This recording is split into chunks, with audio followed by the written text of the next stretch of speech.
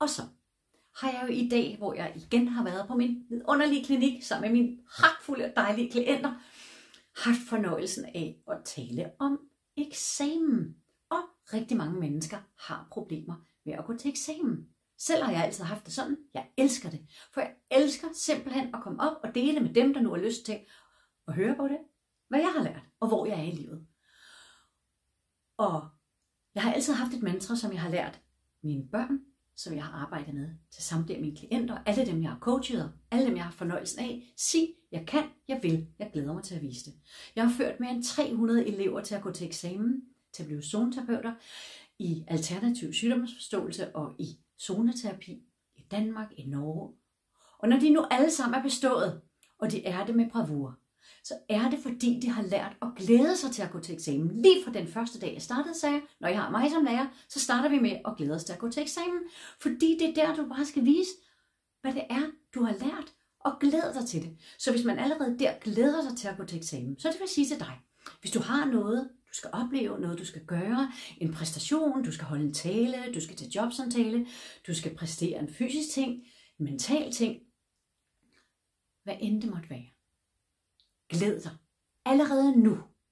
Og så handler det jo om at sige, jamen hvad er en eksamen? Jamen det er jo bare en midlertidig tidsrum, hvor man kommer ind og kan dele det, som er. Husk, når vi skal lære noget, så kan vi lære noget på forskellige stadier. Vi starter helt fra scratch. Vi kan ikke nødvendigvis det, vi skal have op, altså lære. Det kunne være et nyt sprog for eksempel, som vi skal tilegne os færdigheder i, eller en sportsaktivitet. Jamen så er vi jo på et meget uøvet trin første gang, vi går til eksamen, eller skal have en eller anden stopprøve, eller komme videre prøve. Og der handler det om ikke at se det som en stopprøve, men som en kom videre prøve. Kom ind og vis, hvor du er i dit liv, så vi kan de ting, vi skal på i forskellige step.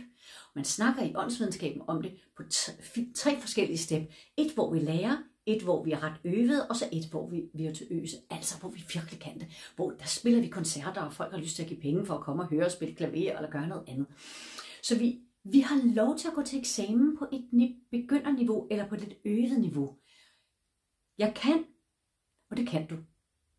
Jeg vil, jamen hvad er det, du gerne vil? Jamen du vil gerne ind og vise det, og så kommer der en lille detalje på det, og jeg glæder mig til at vise det. For hvad er det, jeg vil? Jo, det er jo ikke bare det at gå til eksamen. Nej, det er det, hvad det ved den midlertidige lille tidslomme i dit liv. Hvad vil det betyde for dig, når du som min datter skal op til en pædagogisk eksamen undervejs, inden hun bliver helt færdig som pædagog? Jamen det betyder jo, at hun går ikke til eksamen for at sidde og kunne et eller andet stof og forklare. Det hun jo egentlig gerne vil, det hun vil gerne være pædagog. Hun har været pædagog, hun var helt lille, børn er flokket omkring hende. De elsker hende, og det gør de stadigvæk, og hun er super god til det. Det hun skal, det er jo, at hun skal gå ind og vise, at det er det, hun gerne vil. Hun er pædagog med hjertet. Hun vil gerne dele sin viden med andre. Hun vil gerne være der for børn, for unge. Hun vil gerne favne forældre. Hun vil gerne ud og være det. Det er det, hun skal have fokus på. Så jeg kan, men det kan hun. Jeg vil, jeg vil gerne gøre alt det. Og jeg glæder mig til at vise, hvor jeg er. Og derfor går jeg med glæde til en prøve, hvor jeg går ind og fortæller det, jeg kan. Og det vil jeg også sige til dig. Det handler om at eje det.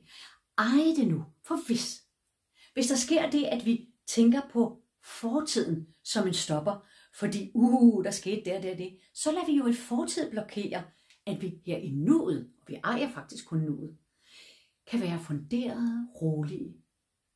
At vi kan være fokuseret og glade og mærke en lyst til at bidrage. For det er det jo, når vi gerne vil tilegne os noget og blive bedre til noget, og oven i købet gå op til prøver i det og fortælle, hvor det er, vi er i vores liv. Hvis vi giver slip på vores fortid, så vi ikke lader den hæmme os, men siger, hvad i min fortid kan være vinden i min sejlads, så jeg kommer derhen, hvor jeg gerne vil. Så har vi et endnu bedre fundament til at gå til eksamen, til at håndtere livet, til at sætte os mål og nå dem, til at være stærke. Og lige sådan, hvis vi tænker på fremtiden som, hvad der nu ikke sker det, og jamen så svækker vi nuet. Og det skal vi ikke. Så i fremtiden, altså lige ud her, der skal vi sige, hvad vil jeg gerne opnå? Hvad for en tilstand vil jeg gerne opnå? Jeg vil elske, og det har jeg sagt til alle mine elever, hvad er det første, du gør, når du går ud og er bestået din eksamen? Hvem er den første, du ringer til? Hvad er det første tanke, du skal? Hvad er det, der skal stå hjemme på bordet og vente på, at du kommer hjem? Hvem er det, du vil glæde dig sammen med? Og når det begynder at åbne sig i sindet, jamen så er det jo en realitet, at vi både kan gå til eksamen, vise der, hvor vi er, komme igennem den, få en god karakter, og oven i købet kan fejre det. Så det vil jeg sige til dig.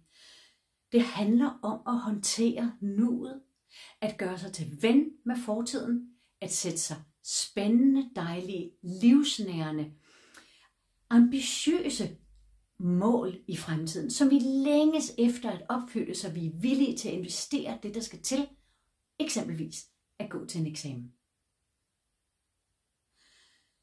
Tænk på, at du ikke alene har et klaver, hvor du kan spille i alle mulige nuancer og toner, og kan udvide. Du har et helt slot. Du bor i et tempel, dit liv er et slot. Hvilke døre i dit slot har du endnu ikke åbnet? Hvilke døre tænker du er hermetisk lukket, hvor du slet ikke kunne drømme om at gå op? Jeg vil opfordre dig til at være nysgerrig. Hvad kunne dit liv beriges med, hvis du turde at åbne dørene, at finde nøglen, at åbne døren? Du behøver hverken at gå derind eller danse i rummet endnu.